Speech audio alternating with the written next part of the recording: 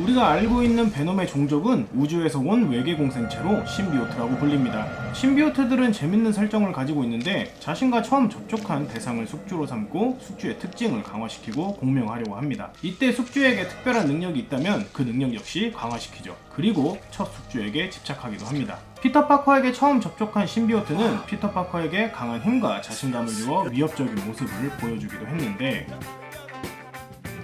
피터 파커에게서 떨어진 후 에디 브록으로 옮겨간 뒤 베놈이 된 신비오트는 스파이더맨과의 첫 경험을 잊지 못해 벽을 기어오르거나 거미줄 같은 촉수를 사용하는 등의 모습을 보여줍니다. 마찬가지로 카니지 역시 자신의 첫 숙주인 캐서디의 성향과 공명하여 베놈과는 다르게 신체를 날부치와 같은 무기로 변화하여 공격하죠. 또 하나 재미있는 사실은 지구 최초의 신비오트인 베놈은 뉴욕에 떨어졌고 카니지 역시 뉴욕에서 탄생했는데, 그 때문인지 대부분의 신비오트들은 뉴욕을 주무대로 등장을 합니다. 이 신비오트 놈은 양다리입니다. 지난 영상들에서도 이야기한 적이 있지만 신비오트들은 기본적으로 첫 숙주들에게 집착하는 본능이 있습니다. 그리고 자신과 궁합이 가장 잘 맞는 숙주에게도 집착하죠. 베놈의 대표적인 숙주는 에디 브록이지만 에디 브록만큼 베놈과 궁합이 좋았던 인물은 바로 플래시 톰슨입니다. 플래시 톰슨은 피터 파커의 고교 시절 피터 파커를 괴롭히던 일진이었지만 스파이더맨의 광팬이었고, 성인이 되어서는 마음을 고쳐먹고 군인이 되어 이라크전에 자원하기도 했죠. 하지만 전쟁 중 동료를 구하다가 두 다리를 잃게 됩니다. 미군은 장애를 입은 플래시에게 신비오트 실험을 진행하여 베놈의 숙주로 만들었는데, 그렇게 탄생한 게 에이전트 베놈입니다. 베놈은 스파이더맨을 좋아하는 플래시와 궁합이 좋았기에 군인이었던 플래시의 활동에 적극 동참하였습니다. 그러던 중 에디 브록을 다시 만났을 때에는 두 남자 사이에서 어디로 가야 할지 심각한 고민을 해야 했죠. 베놈의 초대 숙주는 에디 브록입니다. 에디 브록은 꽤 오랫동안 베놈의 숙주였지만 모종의 이유로 베놈과 떨어지게 됩니다. 이후 에디 브록은 암에 걸려 힘든 나날을 보내면서도 마틴 리가 설립한 페스트에서 자원봉사자로 활동을 했습니다. 사실 마틴 리는 미스터 네거티브였는데, 라이트 포스와 다크 포스의 능력을 가진 미스터 네거티브는 에디에게 접근해 라이트 포스의 힘으로 그의 암세포를 모두 치료해줍니다. 그 과정에서 에디의 세포에 남아있던 신비오트의 자녀들이 변이가 일어났는데, 후에 베놈과 다시 접촉하면서 베놈의 신비오트와 에디의 몸에 있던 신비오트가 결합해 안티베놈이 탄생하죠. 안티베놈은 탄생이 특별하듯 성향도 특이한데 메시아 콤플렉스가 있어서 세상의 모든 질병과 고통을 치유해야 한다는 강박이 있습니다. 때문에 치료를 해야 한다는 돌발 행동에 아군도 당황하는 경우가 많죠. 안티베놈은 독과 질병은 물론 약물 중독도 치료가 가능하며 신비오트들의 공통적인 약점인 열과 소리에도 면역력이 있습니다. 지구 최초의 신비오트인 베놈은 카니지를 만들고, 카니지도 베놈처럼 자가생식을 통해 톡신이라는 신비오트를 만들어냅니다. 카니지는 톡신의 잠재력을 느껴 더 성장하기 전에 죽이려 했지만 베놈의 난입으로 죽이지 못했죠. 톡신은 숙주를 찾아다니다 뉴욕 경찰관인 패트릭 멀리건을 숙주로 삼습니다. 태어난 지 얼마 안 된 신비오트였지만 카니지의 폭력성을 가지고 있던 톡신과 준법 정신이 강한 패트릭과의 공생은 쉽지 않았죠. 새로운 신비오트의 등장은 스파이더맨도 불안한 관심을 보였고, 스파이더맨과 패트릭은 함께 톡신의 성장을 바로잡기 위해 노력을 했습니다. 반항기가 심했던 톡신은 숙주인 패트릭을 다치게 하며 자신에게 의지하기도 했지만 패트릭은 굴복하지 않았죠. 그렇게 톡신은 패트릭에게 좋은 사람이 되는 법을 배워나갔습니다. 중간중간 패트릭의 분노나 톡신의 본능 때문에 사륙을 할 계기는 많았지만 서로의 충동을 억제시키면서 그들은 히어로가 되어갔습니다. 패트릭 사망 후 톡신은 10대 청소년인 브렌 워터스를 숙주로 삼아 여전히 히어로로 활동을 하고 있습니다. 오스코프의 설립자인 노만 오스본은 스파이더맨의 숙적으로 유명하지만 사실 그보다 더 대단한 인물입니다. 노만은 오스코프의 경영자로서 국제 정세에도 영향력이 있으며 아이언 패트리어트가 되어 다크 어벤져스를 창설하기도 했죠. 그리고 신비오트 며느리도 존재합니다. 리즈 앨런은 어릴 적 피터 파커를 괴롭히던 일진이었습니다. 졸업 후 리즈는 해리 오스본을 만나 결혼까지 하고 아들도 얻게 되죠. 그러나 해리마저 고블린이 되어 사망하게 되고 남편 대신 리즈가 오스코프의 대표가 되었습니다. 오스코프는 노만 오스본이 돌아오면서 제주인을 찾아갔지만 리즈는 그동안 오스코프의 주식으로 알케맥스라는 화학기업을 만듭니다. 알케맥스에서 리즈는 신비오트 융합 실험을 진행했는데 다른 신비오트와 융합하길 거부했던 카니지 신비오트에 억지로 안티베놈 신비오트를 융합시키려다가 사고가 발생합니다. 결국 카니지와 안티베놈 신비오트는 융합하게 되고 리즈를 숙주로 삼아 미저리라는 신비오트가 탄생하죠. 미저리는 카니지의 파괴 성향과 안티베놈의 치유 본능을 가지고 있는 유부녀 신비오트입니다. 라이프 파운데이션은 신비오트 배양에 성공하여 스크림을 만들어 만들어냈는데 여성만 숙주로 하는 아주 올바른 신비오트였죠. 스크림의 첫 숙주는 라이프 파운데이션의 용병이었던 도나 디에고였습니다. 도나는 오랜 기간 스크림의 숙주였지만 신비오트 사냥을 하던 에디 브록에게 살해당했습니다. 스크림의 다음 숙주는 군인이었던 패트리샤 로버트슨이었습니다. 널의 침공으로 스크림은 자아가 없이 부활했는데 패트리샤의 공격으로 의식이 돌아오고 그녀를 다음 숙주로 삼게 됩니다. 패트리샤는 카니지의 공격에서 앤디 벤튼이라는 소녀를 구하고 사망하게 됩니다. 스크림의 마지막 숙주는 패트리샤가 구한 앤디입니다. 사실 앤디는 플래시에게서 신비오트를 받아 잠시 동안 매니아라는 히어로로 활동을 했었습니다. 그때 베놈의 헬마크도 옮겨갔으며 지옥의 힘을 사용할 수 있었죠. 스크림을 노리던 카니지는 스크림과 억지로 융합했지만 앤디의 지옥의 힘으로 벗어나게 됩니다. 그러나 스크림은 소멸하고 말았죠. 후에 앤디의 혈액과 안티베놈의 신비오트가 결합하여 사일런스가 탄생하기도 했습니다. 마이크 홀이라는 이 남자는 자신의 생각대로 움직이는 생체역학 보철물에 대한 시연을 보여주고 있었습니다. 그런데 도플갱어가 소란을 피우게 되고 아이언맨과 스파이더맨까지 등장해 정신없이 싸우는 그때 홀은 자신의 생체역학 기술과 아이언맨의 슈트를 모티브로 만든 아이언 레인저를 출동시켜 도플갱어를 제압하죠. 하지만 그 사건으로 타니스 니에브스라는 여성이 팔을 잃게 됩니다. 홀은 그녀에게 자신이 개발한 생체역학 의수를 지원해 주었죠. 의수지만 팔을 되찾은 타니스는 언제부턴가 환각을 보게 됩니다. 사실 홀이 만든 생체역학 기술은 카니지 신비오트로 만들어진 기술이었습니다. 얼마 지나지 않아 카니지가 부활하고 슈리크는 타니스의 의수를 자신의 어깨에 붙여 세미 카니지화했지만 의수는 인질로 잡고 있던 타니스에게 옮겨가 새로운 신비오트인 스콘이 되었습니다. 생물과 공생하는 다른 신비오트들과 다르게 스콘은 기계와도 공생할 수 있는 능력을 가졌는데 기계와 융합하여 무기를 만들어내거나 소통이나 교감도 할 수 있었죠. 그 능력은 아마도 생체역학 기술로 탄생했기 때문으로 보입니다. 피터 크레인은 반외계인 정책으로 지지를 받는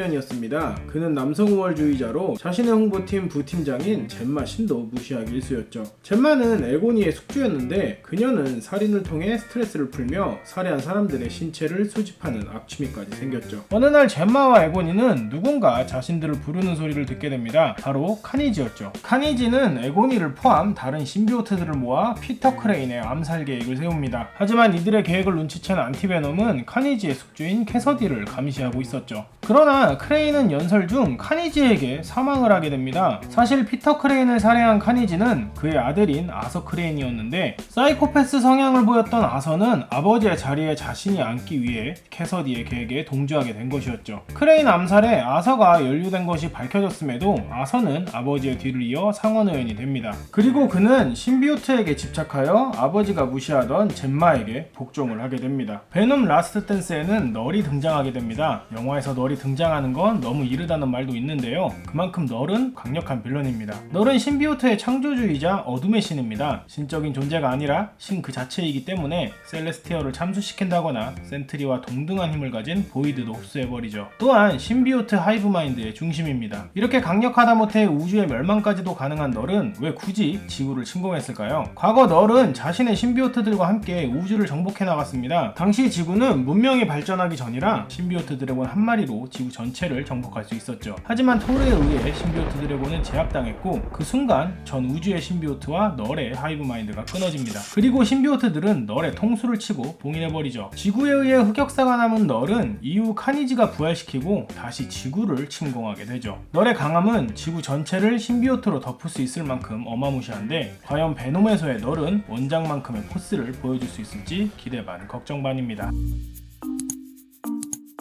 리드 리처드는 최고의 지능을 가진 인물 중 하나입니다. 그리고 그의 부인 수 역시 강력한 포스필드의 능력자죠. 이 둘은 마블의 대표적인 부부입니다. 둘 사이에는 프랭클린과 발레리아라는 아이들이 있고 두 아이 역시 강한 능력을 가졌죠. 특히 프랭클린 리처드의 경우 죽은 자들을 부활시키거나 시공간을 이동할 수 있고 우주까지 창조해냅니다. 그렇다면 이런 말도 안 되는 능력을 가진 프랭클린의 탄생은 어땠을까요? 판타스틱 4의 멤버들은 우주방사선에 노출되어 초능력이 생겼습니다. 하지만 우주방사선이 좋은 것만은 아니었죠. 프랭클린의 출산을 앞둔 수는 분만정 검사에서 이상한 것을 발견합니다. 태아에게 알 수 없는 에너지가 공급되고 있던 것이었죠. 우주방사선에 의한 부작용으로 생각한 판타스틱 4는 태아를 위해 이 에너지를 제거하기로 하고 어나일러스가 가진 코스믹 로드를 가져오기로 하죠. 어나일러스는 네거티브 존에 거주하는 빌런이었는데 가만히 있다가 자신의 물건을 판포에게 도둑맞게 됩니다. 여튼 어나일러스의 코스믹 로드 덕분에 프랭클린은 건강하게 태어나 엄청난 것들을 보여주고 있습니다. 판타스틱 4는 가족이라는 소재로 슈퍼히어로와 이웃의 친근함을 함께 어필하며 코믹스 시장에 활력을 불어넣어준 의미 깊은 작품입니다. 그런데 이런 가족의 의미를 담고 있는 판타스틱4에는 마블 최강의 불륜 캐릭터가 있죠. 그 주인공은 바로 휴먼토치입니다. 인비저블 우먼의 동생인 휴먼토치는 정말 다양한 여성들과 관계를 가졌는데 그 범위는 종족을 넘어서기도 했죠. 이 여성은 둠과 라트베리아의 충성을 맹세한 빅토리우스입니다. 빅토리우스는 뉴욕에 있는 라트베리아 대사관에서 라트베리아 유물 전시회를 경호하던 중 테러 집단에 의해 공격을 받았고 휴먼토치, 스카이, 라이자와 함께 공격을 막아냅니다. 이 일을 계기로 휴먼토치는 빅토리우스와의 관계를 만들어 잠자리를 함께합니다. 참고로 휴먼토치는 당시 스카이와 연애 중이었죠. 여튼 깡총깡총이 끝나고 둘의 침실에 닥터둠이 나타나 빅토리우스에게 청혼을 합니다. 얼마 지나지 않아 둠과 빅토리우스의 결혼식에 판포도 초청이 되었는데 빅토리우스는 그만 휴먼토치와의 잠자리를 실토해버리고 둠은 분노하여 파혼을 하게 됩니다. 판타스틱4는 마블 최초의 히어로 팀이며 침체기였던 마블 코믹스에 활력을 불어넣어준 캐릭터들입니다. 미스터 판타스틱과 인비저블 우먼은 부부, 인비저블 우먼과 휴먼토치는 남매, 미스터 판타스틱과 싱은 형제와 다름없는 친구라는 설정으로 가족이라는 소재 덕분에 현실적인 갈등을 보여주며 히어로지만 이웃 같은 친근함을 어필하였습니다. 또한 닥터둠과 갤럭투스 등 마블의 인기 빌런들도 판타스틱4의 스토리에서 탄생했죠. 이런 인기 시리즈의 실사 영화는 당연하지만 나오지 말아야 할 것이 탄생하기도 했습니다. 바로 판타포스틱. 2015년에 만들어진 판타포스틱은 히어로 장르도 아까운 최악의 영화입니다. 앞서 말했듯 가족이라는 설정이 중요한 판타스틱4에 판타포스틱의 인물들은 관계가 깊지 않습니다. 휴먼토치의 지회에 인비저블 우먼이 입양되어 서로의 친부모가 다르며 미스터 판타스틱과 인비저블 우먼은 부부가 되기는커녕 로맨스도 없죠. 싱은 바지까지 벗겨 모지리로 만들었습니다. 이처럼 원작의 의미를 1도 살리지 못한 판타포스틱은 실패라는 말도 아깝습니다. 2024년 9월 23일 MCU의 새로운 영화 썬더볼츠의 공식 예고편이 공개되었죠. 그동안 MCU에서 등장했던 빌런들이 주연이 되는 영화인 썬더볼츠는 사실 원작과는 다른 배경을 가지고 있습니다. 원작에서의 썬더볼츠는 제모남작이 마스터즈 오브 이블이라는 빌런팀을 히어로 팀인 것처럼 속여 세상을 정복하려 했던 조직입니다. 시민과 다른 히어로들을 속이기 위해 진짜로 선행을 행하기도 했던 썬더볼츠는 결국 그 목적이 밝혀지면서 어벤져스에게 패배했지만 그중 몇몇의 빌런들은 마음을 고쳐먹고 진짜 히어로나 안티히어로로 전향하기도 했습니다. MCU의 썬더볼츠에서는 세뇌를 통해 빌런이 된 캐릭터들이 대부분이었죠. 윈터솔저, 옐레나, 레드가디언, US 에이전트, 고스트, 태스크마스터로 이 6명들은 발렌티나에 의해 썬더볼츠로 영입이 됩니다. 썬더볼츠의 초대 설립자인 제모남작도 없고 만들어진 목적도 다른 듯 하지만 왜인지 언럭키 어벤져스 느낌도 나는 게 옵티버스랑은 거리가 멀어 가볍게 마블 본연의 맛을 느낄 수 있을 듯 합니다. 썬더볼츠에는 밥이라는 새로운 인물이 등장합니다. 밥은 누구일까요? 본명은 로버츠 밥 레이놀즈로 밥은 어느 날 슈퍼솔저 혈청에 10만 배의 효력을 가진 골든 센트리 세럼을 복용하게 되는데 그 부작용으로 신에 가까운 능력을 가진 센트리가 됩니다. 센트리는 슈퍼맨의 오마주로 초스피드, 파워, 내구성은 물론 몸이 분해되어도 다시 부활하는 캐릭터로 이런 센트리의 밸런스 조절을 위해 부여된 설정이 하나 있었습니다. 바로 보이드. 보이드는 어둠의 존재로 과거부터 존재했었는데 밥이 센트리가 될 때 센트리의 내면에 자리를 잡게 되었습니다. 보이드는 틈만 나면 튀어나와 깽판을 쳤기 때문에 미스터 판타스틱은 센트리의 기억을 지워 그의 능력과 보이드의 존재도 지워버렸죠. 후에 센트리는 기억과 능력을 되찾았는데 당연히 보이드도 돌아오게 되었습니다. 보이드는 센트리의 사악한 인격체로 센트리만큼 강했는데 센트리가 죽지 않는 한 보이드도 죽지 않죠. 센트리와 보이드는 하나가 되었을 때 진정한 완전체가 되는데 지구에 슈퍼히어로들이 다 달려들어도 막지 못했습니다. 영화 썬더볼츠를 통해 자주 들리는 말 중 하나는 썬더볼츠는 빌런이 모인 어벤져스, 다크 어벤져스라는 말이 있죠. 그러나 사실 진짜 다크 어벤져스는 따로 존재합니다. 다크 어벤져스는 그린 고블린으로 유명한 노만 오스본이 창설하였는데 스크럴과의 전쟁이 발생했던 시크릿 인베이전 사건에서 노만 오스본은 스크럴의 여왕을 살해하는 장면을 공개하여 대중의 지지를 얻고 미국의 권력을 얻게 됩니다. 노만 오스본은 지구에서 가장 강한 권력으로 썬더볼츠와 실드를 해머로 합병하였고 그중 자신에게 충성을 맹세한 빌런들을 모아 다크 어벤져스를 만들었습니다. 닥벤의 멤버로는 아이언 패트리어트인 노만 오스본과 문스톤, 불스아이, 다켄, 맥가간, 노바, 센트리, 아레스가 있습니다. 창설은 위대했지만 결국 빌런은 빌런, 닭배는 해체되어 멤버들은 각자 흩어지게 되었습니다. 그리고 시간이 지나 스카가 새로운 멤버를 모아 또 다른 다크 어벤져스를 만들기도 했습니다. 마블에는 다양한 초능력이 존재하지만 단 하나의 캐릭터가 수백 가지가 넘는 능력을 가지고 있기도 합니다. 바로 프로페서 X의 아들인 리전이 그 주인공인데요. 리전은 수백 가지 이상의 인격을 가진 다중인격자로 각각의 인격이 초능력을 가지고 있죠. 인격들은 강해지면서 새로운 능력들이 발현되기도 하며 새로운 인격이 탄생하면서 새로운 능력이 생기기도 합니다. 데이비드 할러의 인격 속에는 다른 인격들을 통제하는 리전이 있으며 상황에 따라 필요한 인격들을 해방시킵니다. 리전의 능력들을 살펴보면 불꽃 생성, 전기 생성, 독성 포자 생성, 거품 생성, 음파 발생, 최면, 텔레파시, 정신 조종, 투시, 비행, 염동력, 중력 조정, 순간이동, 괴력, 피해 면역, 영혼 흡수, 시간 조작, 예지력, 현실 조작, 시계의 얼굴을 가진 공룡, 공간을 접는 능력, 워머를 열 수 있는 능력, 사이오닉 총을 만드는 능력, 새로운 피부를 만드는 능력, 물체를 소금으로 바꾸는 능력, 자신을 분해하여 재조립하는 능력, 감정을 물리 에너지로 바꾸는 능력, 다른 사람을 자신의 데드풀과 울버린에서 데드풀과 울버린은 카산드라 노바의 힘을 막기 위해 저거노트의 헬멧을 사용하기로 하죠. 왜 저거노트의 헬멧이었을까요? 저거노트의 본명은 케인 마코입니다. 케인은 프로페서 X인 찰스 자비에의 이복형으로 아버지의 재혼과 찰스에 대한 열등감으로 삐뚤어지죠. 두 형제는 한국전쟁에도 참전했었는데 케인은 탈영을 하였고 찰스는 그를 쫓아갑니다. 그러던 중 한 동굴에서 유적을 발견하고 케인은 유적에 있던 보석을 챙기게 되는데 보석은 다름 아닌 사이토락의 보석으로 이 보석을 통해 케인은 사이토락의 아바타인 저거노트가 되죠. 저거노트는 인간을 뛰어넘는 힘과 무적의 돌진 능력을 얻게 됩니다. 저거노트는 사이토락에 거주하는 크림슨 코스모스의 광물을 가보타할 수 있는데 이 광물은 텔레파시를 차단하는 효과를 가지고 있었습니다. 저거노트는 찰스의 텔레파시 능력을 알고 이 광물로 헬멧을 만들었죠. 데버린에서 저거노트의 헬멧으로 카산드라 노바의 힘을 막을 수 있던 이유도 찰스의 이복누이인 카산드라 역시 텔레파시의 능력자였기 때문입니다. 넷플릭스에서 인기리에 방영 중인 흑백요리사, 저도 최강록을 곁들인 흑백요리사를 재밌게 보고 있는데요. 나야 들기름.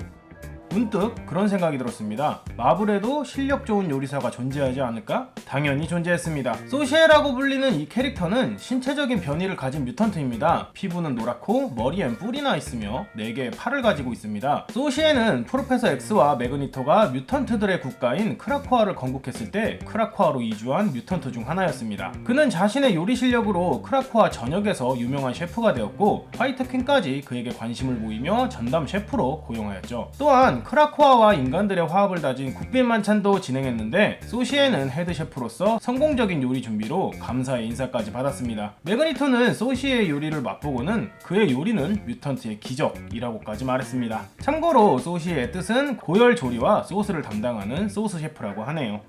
거기서 조려보자. 안나 아메야마라고 하는 이 여성은 하워드 스타크의 집사였던 자비스의 조카였습니다. 자비스는 유능한 집사로서 요리 실력도 좋았는데요. 조카인 안나 역시 어릴 적부터 자비스에게 요리하는 법을 배우며 자랐습니다. 안나는 요리의 꿈을 안고 미국, 대만, 일본, 이탈리아, 멕시코 등 다양한 국가에서 요리 경험을 쌓았죠. 그리고 드디어 뉴욕에서 푸드트럭으로 자신의 꿈을 시작하기로 합니다. 그리고 오픈 첫날 핑퐁퐁과 전투를 하던 아이언맨이 푸드트럭에 떨어지면서 그녀의 푸드트럭은 박살나버렸습니다. 그녀는 좌절했지만 아이언맨이 푸드트럭의 메뉴였던 토르타를 먹어보고선 그녀를 스타크 인더스트리의 요리사로 고용했습니다. 스타크에게 고용된 안나는 와스프의 생일에 모인 어벤져스들에게 치킨 요리를 대접했으며 그때 안나의 요리에 반한 토르는 안나를 아스가르드로 불러와 자신의 어머니인 프리가의 생일 파티도 부탁했습니다. 이때 메뉴는 비건 서코텟이었습니다. 후에 스타크는 안나에게 새로운 푸드트럭을 선물로 주었고 안나는 자신의 꿈을 다시 시작하기로 했습니다.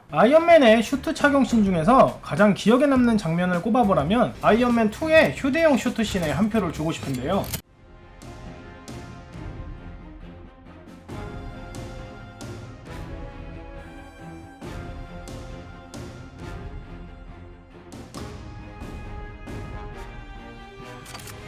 지금이야 나노 기술로 터치 몇 번에 아이언맨이 되는 토니 스타크지만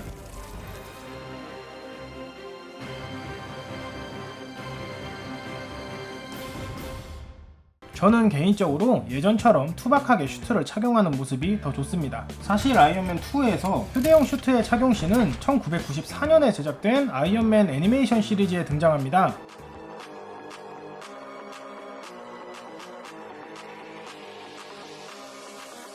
투박하지만 정말 철남 같은 슈트, 하이 테크놀로지의 나노 슈트. 여러분들은 어느 쪽을 더 선호하시나요? 스파이더맨은 오래된 캐릭터인 만큼 다양한 슈트들도 착용한 적이 있습니다. MCU에서는 홈메이드 슈트, 스텔스 슈트, 멘토였던 토니가 만들어준 아이언 스파이더 슈트까지 하나같이 기억에 남는 슈트들이었죠. 그런데 스파이더맨의 숙적인 그린 고블린이 스파이더맨을 위한 슈트를 만들었다면 믿겨지시나요? 노만과 그린 고블린의 정체성에서 잠시나마 마음을 고쳐먹은 노만 오스본은 스파이더맨에게 도움을 주고자 슈트를 만든 적이 있습니다. 당시 벌처와의 전투 중이었던 스파이더맨은 벌처가 자신의 약점을 잘 알았기 때문에 압도적으로 뚜까맞고 있었죠. 결국 스파이더맨은 노만 오스본에게 도움을 요청합니다. 노만은 피터를 추적해 슈트를 보내고 스파이더맨은 노만 오스본이 제작한 슈트를 입고 등장합니다. 이 슈트는 그린 고블린처럼 버그라는 이름의 드론형 글라이더가 부속되어 있는데 글라이더 외에 등에 결합하여 제트팩 형식으로 비행도 가능하며 호박폭탄처럼 거미폭탄을 팔에서 꺼내 사용합니다. 비록 실사화가 된 슈트도 아니고 유명한 슈트도 아니지만 스파이더 글라이더 슈트도 꽤 멋진 슈트인 것 같습니다. 어벤져스 엔드게임 이후 우리가 알고 있는 캡틴 아메리카는 스티브 로저스에서 샘 윌슨으로 세대 교체를 하였습니다. 스티브처럼 초인적인 능력이 없는 샘이 기존의 캡틴처럼 활약할 수 있을지 걱정이 되지만 사실 원작에서의 샘은 초능력을 가지고 있습니다. 샘 윌슨은 할렘가 출신으로 범죄자들에게 부모님을 잃고 어릴 적부터 동생들을 키우며 힘들게 자랐습니다. 그 상황에서도 샘은 사회복지사가 되어 자신과 같은 피해자가 나오지 않게 희생을 멈추지 않았죠. 샘은 어릴 적부터 새를 좋아했습니다. 그중 송골매 하나를 구입하여 레드윙이라 이름을 짓고 특별한 유대감을 만들었죠. 샘은 레드스컬에 의해 캡틴 아메리카를 만났고 캡틴과 함께 레드스컬을 물리치고 팔콘이라는 이름으로 캡틴과 함께 하기로 하죠. 당시 샘은 코즈믹 큐브의 에너지를 받아 조류와 소통할 수 있는 텔레파시 능력을 얻게 되었는데 그 능력은 모든 종의 조류는 물론 조류에서 진화한 동물이나 조인, 조류형 외계인에게도 효과가 있었습니다. 참고로 레드윙은 모종의 사건으로 뱀파이어의 특성을 가진 슈퍼 조류입니다. 영화에서 비친 스티브 로저스에게는 자식에 대한 언급이 없습니다. 그러나 엔드게임에서 늙은 스티브는 패기를 만나 평생을 함께했다고 하죠. 그렇다면 진짜로 스티브는 자식이 없을까요? 제2차 세계대전이 끝나고 스티브와 패기는 승리의 기쁨과 함께 결혼을 하게 되었습니다. 신혼 중 패기가 한국의 평화유지군으로 발령받아 스티브와 패기는 한국으로 거처를 옮기고 신혼에 불타는 깡총깡총 덕분에 샤론이라는 딸을 얻게 됩니다. 시간이 지나 샤론은 어엿한 성인이 되었고 은퇴한 부모님의 뒤를 이어 실드의 요원이 되었습니다. 샤론은 부모님의 유전자 덕분에 정의감과 뛰어난 신체 능력을 가졌고 토니 스타크에게 슈트와 무기를 선물로 받았습니다. 그렇게 샤론은 새로운 캡틴 아메리카로서 활약을 하고 있죠. 사실 샤론 로저스는 캡틴 아메리카 탄생 75주년을 맞아 마블 피처 파이트에서 출시한 오리지널 캐릭터입니다. 캡틴의 탄생을 기념하는 이벤트성 캐릭터라 멀티버스의 캐릭터지만 코믹스에서도 등장을 해주었고 아직까지도 나름의 인기가 있습니다.